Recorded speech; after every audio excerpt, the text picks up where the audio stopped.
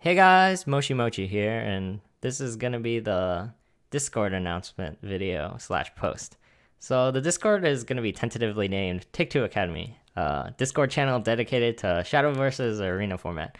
So initially I considered making a personal server, but maybe other YouTubers slash streamers would, but ultimately it's more about you guys slash the community. I can always put my personal stuff to the side, and I will talk about that later. But the main goal here is just, get everyone together, just talk about the format, help each other improve, test stuff, and, ultimately just have fun together. So slight disclaimer, I don't want this channel to be super spiky, super hardcore competitive Take-Two, whatever that means. But mainly just to gather around everyone, regardless of skill level, just come together and just have constructive opinions for each other and help each other improve. Regardless if you're the best Take-Two player in the world, if you're toxic, you have no place here, in my opinion. Again, try be respectful to people around you.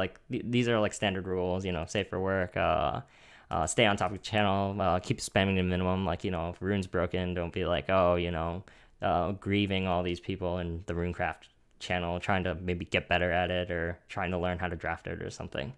Again, yeah, just respectful stuff like that. Your standard etiquette when posting on stuff like this. So announcements, I'm gonna go over every channel separately, and then I'll do some stuff on craft discussion, try to incite some discussion, I guess. So announcements, this will be pretty barren. There'll be something oh, the Discord's releasing, but for the most part, I won't be using this too much. But this will involve pinging everyone with something super important, quote unquote important. But again, this won't be used that much. Mainly just rules and info. You can just look over what everything means. If you don't want to watch this video, which is perfectly fine, just take this link, or I'll post it on the Reddit/video link, so you can just go here right away. So I'm going to start on an opposite order because this stuff doesn't matter to you guys, which is perfectly reasonable. So I'll get it out of the way anyway, so you can always just skip the video. So website stuff. I'm going to be posting random updates here. Again, some people might know, but a lot of this random stuff I'm posting on YouTube or doing stuff, eventually it's going to culminate to a website, hopefully. So, preview time. This might have a logo. The name's actually tentative, so if someone can steal the name or steal the URL, I don't really care that much. But yeah, random articles, random stuff that'll be posted here. We got the infographics here that'll be updated when the next expansion drops, which is very, very exciting. Hopefully it'll be a very good expansion to rival Brigade of the Sky / Dawnbreak Night Edge. Those were some very, very solid expansions. Anyway, yeah, so the update will happen then, and then I'll post an update video on these infographics. So resources, I'll post these here, because the site's not up, this will just be a hub to sort of dump all the stuff that I sort of make here. Random infographics, pick helpers, a lot of random stuff in the works that I'll definitely be posting here. Content suggestions, sometimes, I might randomly come up with an idea and then it turns out to be complete, not stupid, but something that ends up being sort of a waste of time, or maybe it's not a good idea, stuff like that. And then, you guys can just suggest random stuff that, I think this will be super helpful for you to do, or maybe it'll be very nice if you did this. Oh, maybe some actual gameplay. Yeah, we'll see. I'll talk about that in a moment. So yeah, the next one's feedback. Sometimes I make mistakes, not testing interactions or enough, or just randomly missing something, interactions, again, random stuff. So, this one, this random chart I made for fun, it's missing the little Coco here, which is perfectly true. I'm missing it here, and I might be missing something else. So something like that, you can just throw your feedback here, or you can throw it here. But, here is where I'll see it for sure, because again, no one's going to be posting here. So it'll be very easy for me to just look over the random stuff. So this is just a mini part where I might ask for help or something. Again, I'm not asking for editors or anything, but working on stream settings or something. Eventually I'm gonna get that all set up. I believe people use Streamlabs. I'll post a bunch of random stuff after about questions I have. But just video editing stuff, or getting stream set up. Good settings for that. If you guys can help me out with that, it'll always be appreciated. And then videos and streams, the stuff I post, again, it'll be all here for just concentrating on a thing if you don't want to go to YouTube or Reddit or something. And then I guess I'll just go over these ones. Again, the constructed formats, I won't care too much about these ones. You can talk about whatever here. I won't really check. Maybe I'll steal some decks from you guys, or maybe you can post some meme decks or something. For the Grand Prix, I'm gonna keep this separate. Even if it's like a Take-Two format, it'll be like a special Take-Two format, and then it's like separate. There's like different sort of draft criterias, and then the gameplay is different and all that other stuff. So I like to keep that separate, even if it's like an arena GP. So off-topic stuff.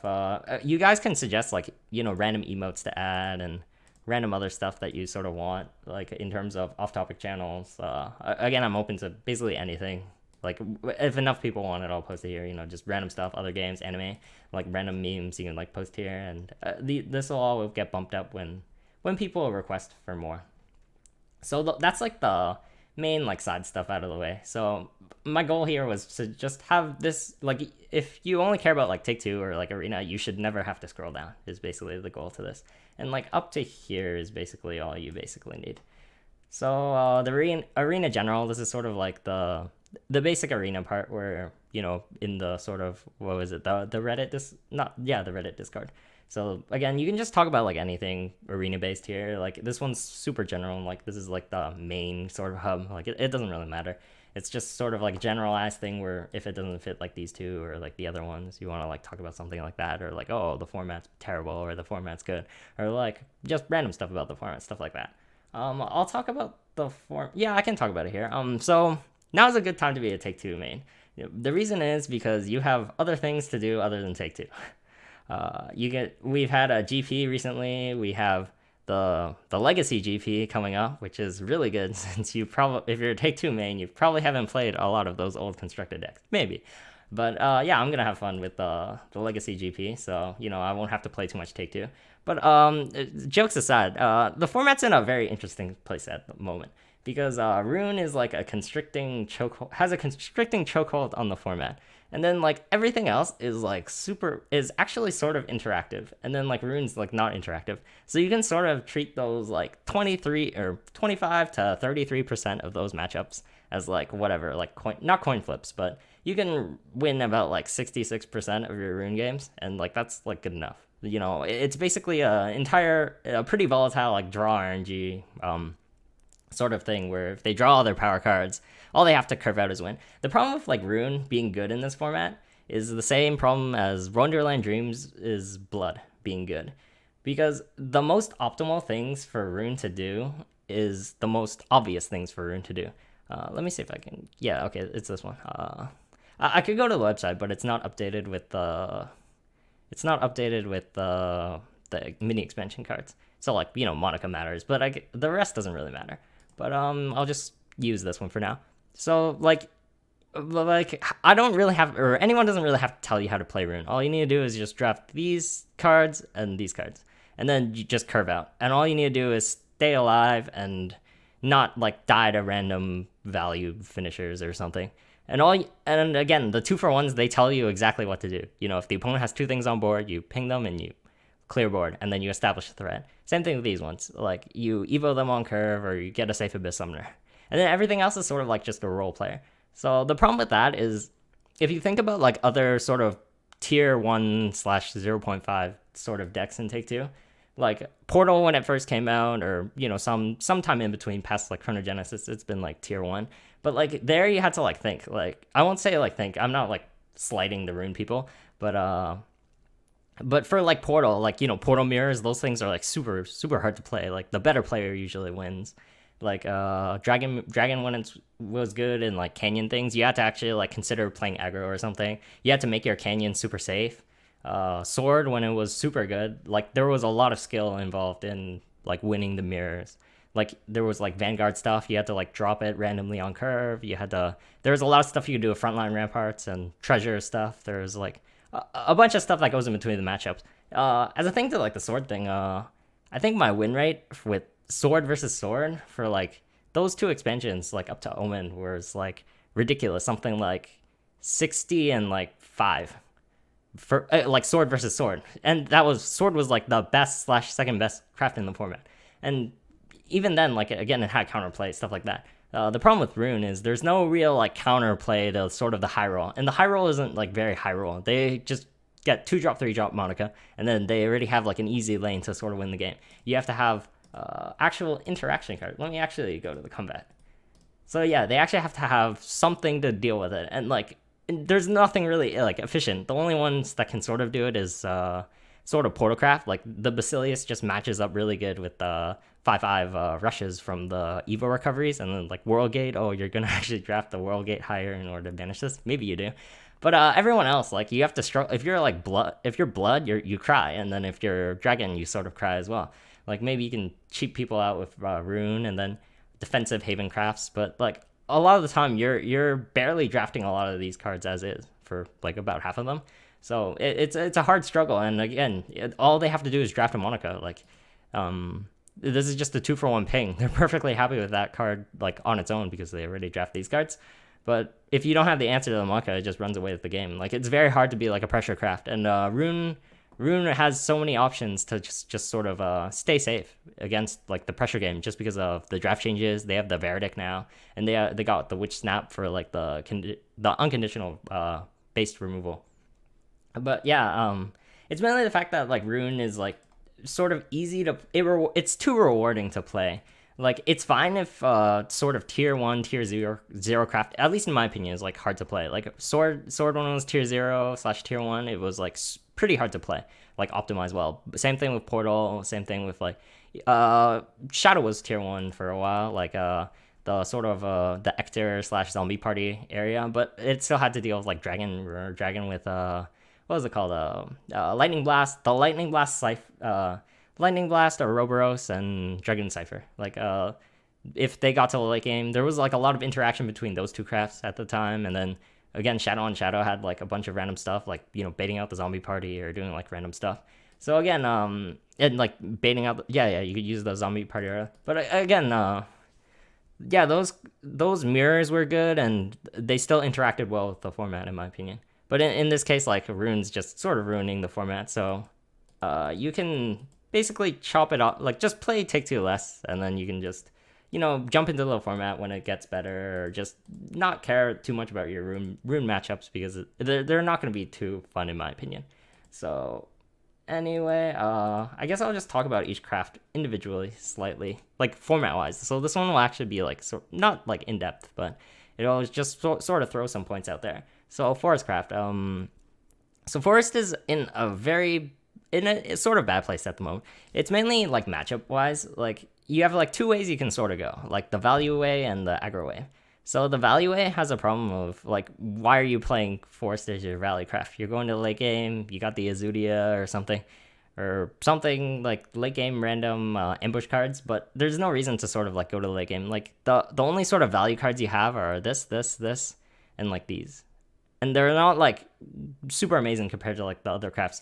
They're good enough, like they are value sort of oriented cards, but either way you still have to kill your opponent. And if you're going late, again, you have to deal with Abyss Summoners, Lions, Crystals, stuff like that. You always have the threat of like a person having a prince, but doesn't really matter too much. But more so you're just throwing away your like perfectly good like aggro plan, which Forest sort of wants, but it's also got problems because of consistency issues. So the main thing Forest wants for aggro is the 1-drops. So the problem with the 1-drops is Lila is actually really good in aggro Forest, but it's not that good in value, so you have to like sort of risk it in that sense. And then these two 1-drops, they don't let you start the game on turn 1. I've said it before, like Water Fairy is the quote-unquote best card in Forest Craft, which is sort of true and sort of false. But the thing with Water Fairy is it lets you start the curve on turn 1. Like you don't have the Goblin like you do in Constructed, where you can actually drop. You have it as like a consistency thing where you have it alongside your Water Fairy, so you can like save your Lilas in hand or something. Like if you have a Lila turn 1 and you're trying to play aggro, like if you hold it in hand, you're just playing a 2-drop, and then you just default back to being sort of like a regular deck, playing like 2-drop, 3-drop, or something like that. Like you can still draft like unfair options, like Sylvan Justicing their 2-drop on 3 and then dropping the fairy and trying to snowball from there. But it's much harder to do that than in Constructed. And then the issue with aggro in general is, like, sure, you might be able to do your chip damage, and then you get Sky Horror or your 2 Owl people to OTK your opponent, and like that's okay. But in the mid game, there's like every good deck in Take Two at the moment has they don't have it out to get you, but it just happens that they have all the options to sort of deal with your problems, and they don't really care. They don't draft it any less than they normally do. So Rune already takes staff just because it's a unique effect in bronze that they don't basically get anywhere else. And then they always take the 2-for-1s anyway, alongside like evil recovery. And then you can't push through the wards with your storm finishers at the end of the day. The one benefit is the owl people are sort of annoying to deal with since they might not have the retribution and then they have to sleep it, or they can't sleep it. Like that ends up being like okay. But then you have to punch through wards. You don't have like a lot of random storm in hand. Maybe you have like Alina or like some random stuff, but and then maybe you can like cheese people out with like Force Defender, but that's not like super consistent without like core or just drafting more of these or these. But mainly it's like they can't punch through Rune, and then the portal matchup has always been very abysmal just because of puppets. They just deal with aggro super easily.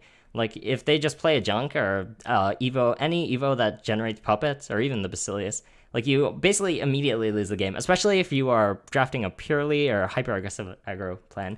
So I'll just exit this for now. So that doesn't really work in Forest's sense. And then as an additional downside to trying to play aggro, like what happens is you're going to draft all this random stuff, and then it's going to be like super low quality. And like when you actually go second, so like I'm not saying you're going to not have all these cards, but you're going to have less of these because you flooded out on drafting like random, a higher excess of like 2 drops and 1 drops.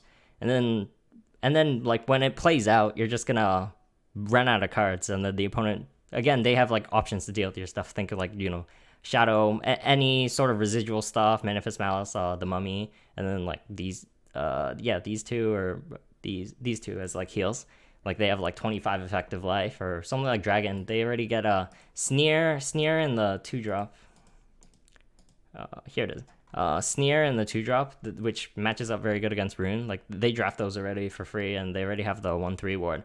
So like all like the Shadow, Dragon, Rune, and Portal, which are basically the high tiers of this format. Like all those crafts basically bully Forest craft, which is why it's not like the aggro plan doesn't really work. It's like marginally better than value against Rune, but Rune already has the answers to deal with the aggro anyway. In the value game, like you're not really beating out too many people unless you get like Force Defender cheese, or just a super high value like Double Babes, or like the Matera Babes, or something like that, or into Green Glen or something.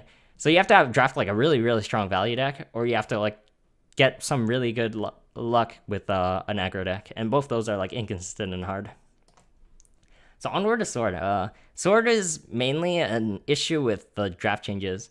So the issue with Sword, like if you look at it now, like this is a good draft format for Sword.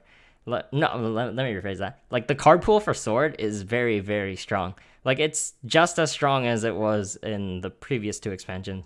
So what really changed? Like if you look at this, Sword doesn't really have any bad decks that you can draft. The only like bad sort of drafts you have are like when you have like Soldier's Vow on one side and then Marduk on one side, and you have like a dead sort of card in your deck / picks. But other than that, like you make Age 1 work, you made Stride work. Tina's always like borderline here. So like everything here is like reasonably playable. Like you have enough value here, you have like ping here, and like just enough stuff here. The main change to the format is the draft changes, which really, really hurt Sword. So Sword was the best craft at playing with bronzes and neutrals. And the changes that were made were you got less neutral picks, and then every craft got more silver and golden legendary picks. So that's actually a major issue for Sword, just because they didn't really care about these picks too much. Like sure, there's like really good like storm potential or value tools here, but the main thing was everyone else had less like 2-for-1 pings. Like if you think something like Rune, they get a lot of their 2-for-1 pings from the golden legendary slot. Going from 4 to 6 is like a major jump. Like that's almost treated as like a silver slot now, and they have their silver slot as well with. So like 6 here and 8 here, that's almost half the pool that they can get like a bunch of premium effects from. That again, same thing with Haven. Haven has a lot of premium options that they get from their golden silver picks. So they just get better anti-aggro tools. And Sword has always leaned to sort of an aggressive board focused mid-range plan. And regardless if you are a value deck, which you can sort of do, like Sword always wins by killing your opponent off face damage and just beating them on board. So if every craft gets better at sort of dealing with board pressure, then Sword gets worse. And the main problem again with this format is Shadow and Portal have notoriously been very good at just dealing. Shadow recently, just because it has a Sarcophagus and the Malice, like, and just like random good sticky 2-drops, or just random good stuff that just deals with sword reasonably well. That, like, they can't really establish good boards versus Shadow, and Portal has always had a good sword matchup. So those two crafts already farm sword, and then like sword versus rune, you really can't win the value game. So you have to win through sort of pressuring them out. Like Ramparts ends up sort of doing it, but then they have too many wards with the geniuses slash the Pala spawn, Pala getting you the geniuses, and they clear board too efficiently that, like, you have to be like a super go wide sword. And the problem with doing that is you have to you can queue into like Dragon, or you can queue into Haven, which are like, Haven's still like reasonably good tier as well. And then like Haven completely wrecks sword as well, because they have the Zealot now, Zealot, Sanctuary, and they have the 3 go wide or go sort of mid-range options, where if you establish 2 reasonably sized threats, you lose to these 3 cards, which are more common now, and if you go super wide, you lose to this card. So again, it's sort of like a bad time to be like a sword main. It's ironic because again, the deck or the draft pool is equally as strong as it was before. It's just the format sort of shaped up to in a way, and the other people having, all the answers to sort of deal with sword sort of, ruined their day. But again, the craft is still viable. You can definitely do some things with it. You can be aggro. You can not grind people out, but sort of beat people on board, and over 2 turns, just all in them, and then win off like War Dog chip damage or something like that. And it's still like a reasonably good craft, but the format's just not been kind to it. So Rune, I've went over most of this already. Like, it's unfortunate because the deck is basically a draw RNG deck. Like, people might not realize it, but you only care about like these ping 2-for-1s are like super good when you're going second, and then it's mainly just this card and these 3 cards. Like, everything else in the craft you realistically don't care about. Maybe like, oh, I have a snap, but everyone sort of has like that 2 damage ping 3. They ironically don't have like the hard removal, but sleep does things better. Like, it lets it do the portal matchup by killing the automaton, or not killing it, but delaying it slash making them lose a ton of tempo from it, or it also bounces the prime, stuff like that. But they have problems with like random big stuff that's sometimes on board, but they bully everything mid-range, and everything basically wants to be mid-range. So you have to either be faster than Rune or be taller than Rune, and it's very hard to be taller than Rune with like their options. Like, the only deck that can sort of do it is Portal and like Shadow with this card, or like Arcus plus this combo. Other than that, like, everything else sort of like falls to just Rune's hardcore mid-range like grind game, because they have like 8 evos or something. Like, if you're going first against Rune, like, what do? You either you have to go super aggro, or you have to have enough value in your deck to beat them. And like, there's very few crafts that have, again, like I said, it's mainly like those 2 crafts that sort of have ways to sort of grind Rune out, like Portal and maybe Shadow. Like, that's a very big stretch, because Shadow is extremely weak to more evos. But I'm gonna talk about the mirror a bit, because like Rune basically beats, I don't want to say beats everything, but it's a problem with the mirror, and it's a problem with like Rune in general. Like, again, like I said, it's sort of draw RNG. Like, the other cards in your deck don't really matter. You win the game mainly through this, your Evo recovery cards and your Abyss Summoners and your Monica. Like, if you don't draw that, like, Rune's not a very good craft. So you have to like dodge like, think about a mulligan that's like a 2-drop, 3-drop, and a random card that's not like one of these. Like, even if it's an Abyss Summoner, like I've said it before, like two Abyss Summoners plus no Evo recovery, assuming Monica's not a card, is not good enough. Like, you might get like 3, maybe 4 wins, but like in against the general field, like Portal can grind you out. Like, even Haven can outvalue that, and like other crafts can actually like aggro you out from that, just because you don't have the Evo recovery, and your firsts become terrible without these. So Rune's in like a weird place, which I'm not saying it's not strong, because it's definitely the strongest sort of craft in the format right now. But it's in like a weird spot where it's got a lot of average cards, and a lot of its value is just tied up to these 4 cards, which I find unfortunate, because I feel like it'll suffer a fate, sort of like Blood, once the Abyss Summoner rotates out, and then if or when Monica gets nerfed, or even if these cards get nerfed. Like, if Side Games looks at the arena stats, and maybe the magic number is, I believe, 56, and if that number is higher, or if Rune is higher than that number, maybe they'll just give the Monica nerf. But if the under 20 cards become under half, or if these get boosted by 1 play point, I think one kills the craft and one makes it worse. I hope they choose the one that makes it worse, and maybe you guys can decide which one I'm talking about. But obviously, the under 15 would immediately kill the craft. But if they got boosted by 1 play point, it would actually be fine. And I think it would be a good change regardless, unless they care about like constructed with like this being 5 and this being 8 or something for some reason. But again, that's all like interesting to talk about. You guys can rage about Rune in the Rune section. I'm sure that'll be very busy. But there's other interesting stuff to talk about. Like getting safe 2-drops is mainly the thing.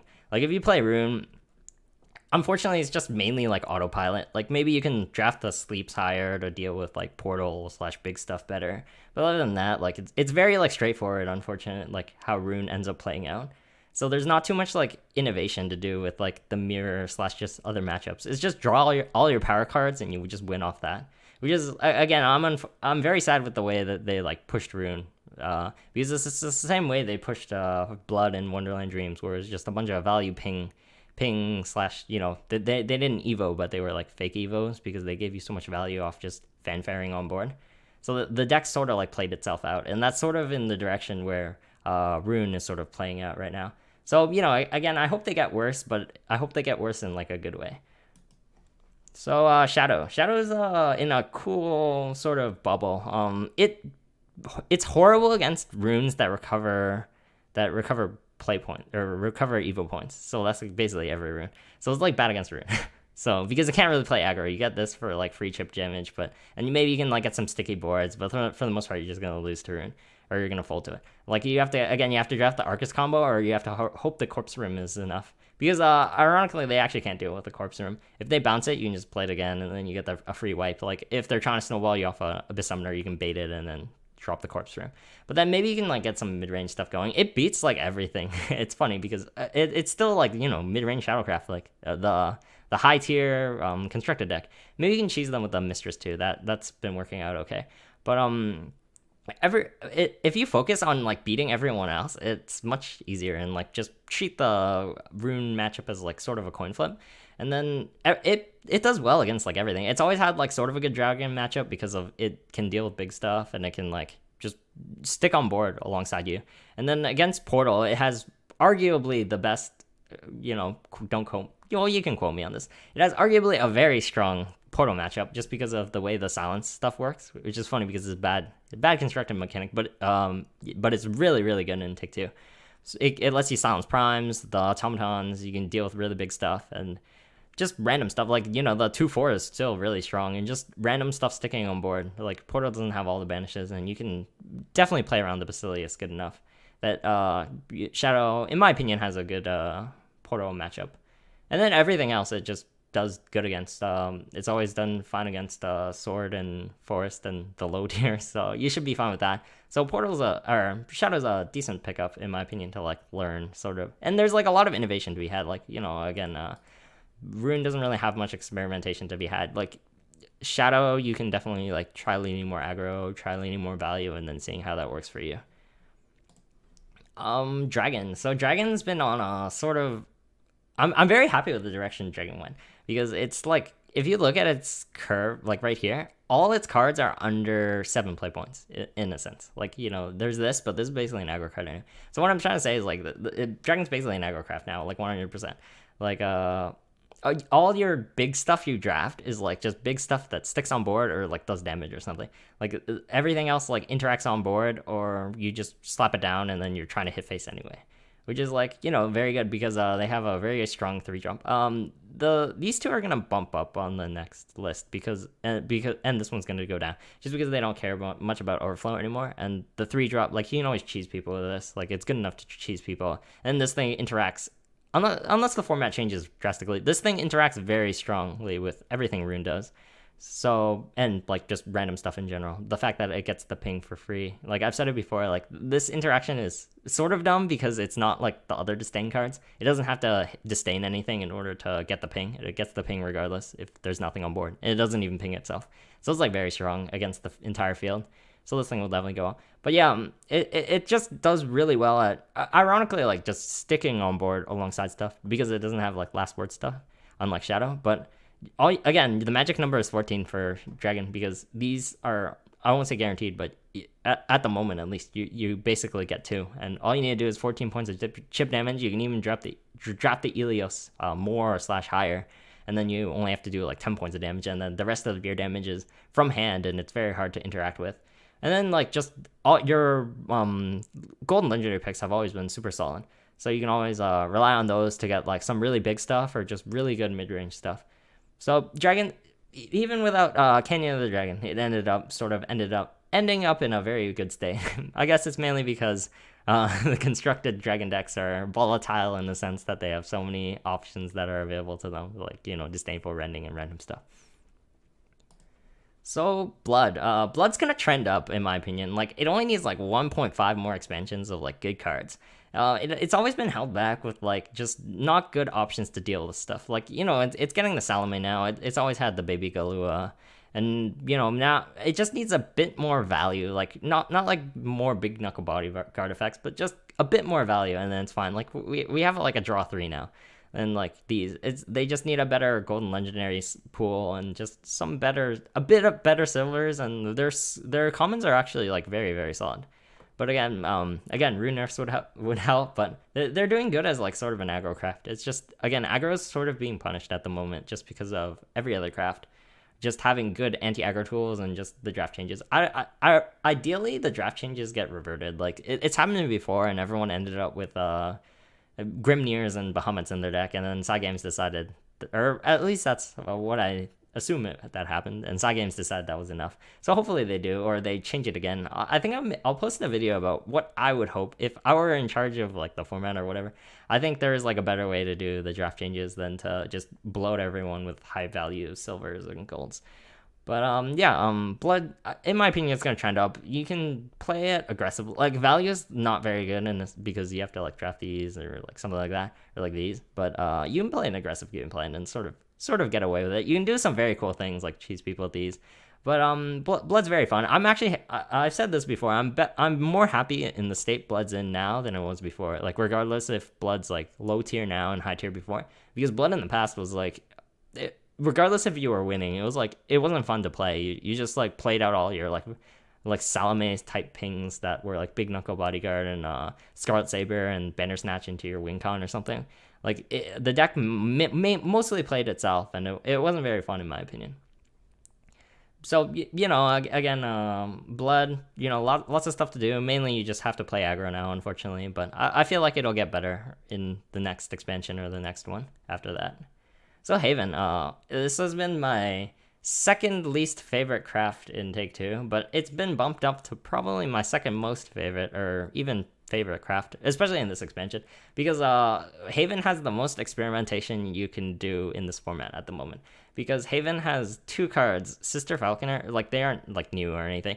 Well, these cards are new, but Sister Falconer and Sanctum Keepers, these are perfectly good value cards you can take. You can take two of these cards and 2 of these cards. The only conscious decision you have to make is like saying, oh, this 7-drop is better, or this 7-drop is better than this 7-drop. And like you can easily make that. But like these cards are, I won't say uninteractable, but these cards give you so much chip damage in your hand. Like this, getting 2 of these and 2 of these, or even 1 of these, that's like 11 from hand. 3 and then 4 plus 4, and then you can like bank an evo, like maybe not 2, but like you can bank 1 evo and then randomly have like crazy storm potential. You can like Craving Splendor combo this, but that's janky. But what I mainly want to do is I want to like I sort of wish like, oh, in the past I sort of like did videos, because then I could like talk about like Dragon more, because Dragon was a very interesting craft when it had Canyon of the Dragon, because the craft sort of shifted a lot in my opinion in terms of the Take-Two, where the draft the draft was very dynamic, where you had to choose between like the value style game into Canyon or the aggro game into Canyon. In the end, it sort of ended up being the sort of aggro game into Canyon, which ended up being better, at least in my opinion. But I want to sort of change the way Haven's drafted, because Haven is like it's similar to Rune. Like as a joke, Rune is just a better version of Haven. Like Haven has to like I'll talk to like the default way to sort of draft Haven. You draft all these lion crystals and you draft this, and then you're a completely draft RNG deck. I'm not saying you don't care about any of these cards. All you care about is staying alive and then playing 6 of these and then having 1 to cycle in your hand. So you have to draft basically four of these cards, and then you have to play them down safely and then have 1 in hand. And all these cards have to basically be in your top 15 cards of your deck. And otherwise you have like a really bad stall deck and then you just lose. Like obviously you can like draft Prince now and you can do stuff. You can still draft like, good lion decks and like good stall decks with like, actual side win conditions. But for the most part, you're just like grinding people out. And then, again, that can be good enough versus other crafts. And that's a perfectly fine way to play. But what I mean is like, if that was like the default way to play, like when you say like, oh, how do you draft Haven? You draft Haven by just drafting all the lion crystals, drafting stall, and then winning off that, or again drafting a win condition. But like again, no one says I draft 2 Sister Falconers and 2 Sanctum Keepers and I win the game off being an aggro deck. But like that's sort of viable now, which is why like I invite people to like play around with it. Like maybe you won't win as much, maybe it'll like take a while to like adapt or whatever, and maybe it'll end up not being as good. But just having that at the back of your pocket, just saying like, oh, this is a viable way to draft Haven, and it eliminates some of the draft RNG, because like again other than the Holy Lion Temple, you can draft all these cards freely. Like these cards are perfectly viable lion cards, and then you can just draft these whenever, and then you can always fall back on the lion plan when it ends up being a good draft, or you maybe can fall back on an aggro plan and then not deal with like only drafting 2 lion crystals and then instantly having like a terrible run. Like your run can be completely ruined if you're like a lion stall deck and you don't draft a win condition or draft your lions.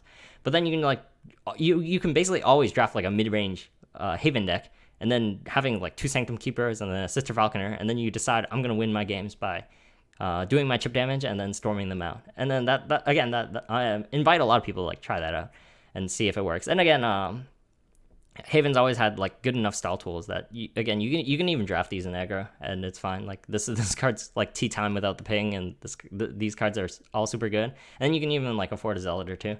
So again, I'm happy with the way Haven's going. I really don't like Lion Crystals, and I wish they weren't in the format, but it's a thing we have to live with. And again, you can play either or and, be reasonably successful with it. Last one, Portocraft. So Portocraft, when the expansion started, it's very funny because I thought I knew Portocraft wasn't dead, but it had to reinvent itself, because in the past it was like it had the artifact. I call it the artifact train, where it just plays a lot of Mystic and analyzing artifacts, and obviously the 3/1 rush one, but ancient. But now there's like so little that you get from the shuffles, and you don't have like the 2/3 that tutors in, like random stuff that tutors in, like the Hacker Bee or whatever. But now it's just like a value mid-range puppet deck with like a bit of shuffle on the side, and like that's good enough. Like puppets are a very broken mechanic in Take 2, because they're pings on their bodies that come with pings that you can store in hand. You can bank them for matchups that are more value oriented, or you can use them to dominate board and just establish like one mid-range threat after another, and eventually the opponent runs out of stuff. And they have Basilius, they have 2 of the best like Evo on 4 I win cards. Like people say Monica wins on 4. Like if you're against a craft that's like not Rune, like and you Evo these on 4, like it's very hard to like come back from a game. Like same thing, like you play in New Orders against like a non-Rune deck, it's very hard to lose from there. Same thing with like Zwei. Like all these cards are like super premium, and they have like some of the best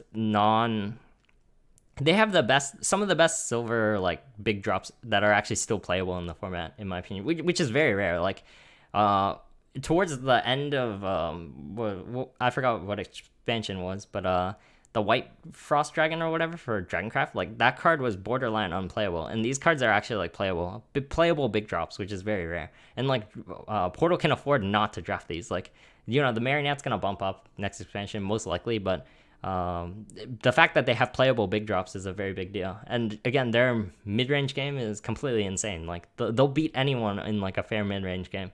But yeah, Porto's great. The one thing I want to like talk about is this card. I feel like this card could use a bump / more experimentation. Like you can play aggressive.